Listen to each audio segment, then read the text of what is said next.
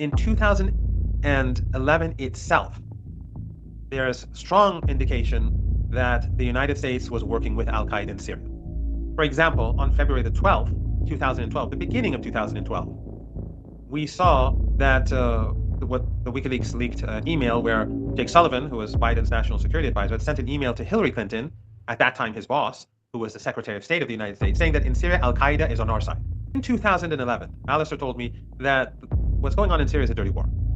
And I said, well, how do you know? And he said, because all the people who I knew in Afghanistan, or the people who I knew in Afghanistan, they're now in Istanbul.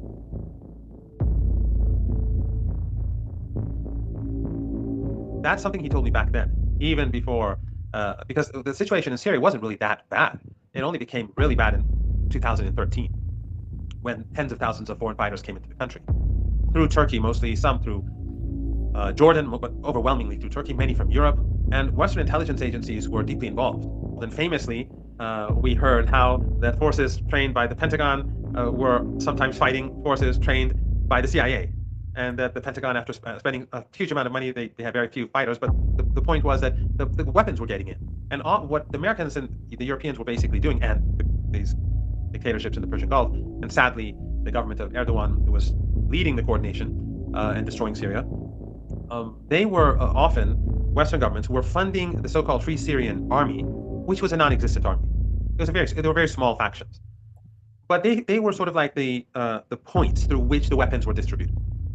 So I would give the weapons to A, who I did not officially consider to be a terrorist organization, but I knew A was giving the weapons to B, C, D, E, F, which were officially, terrorists. Just like it was actually in 2013 that Iran and Hezbollah got involved, because already tens of thousands of foreign fighters had come into the country with the support of Western intelligence agencies.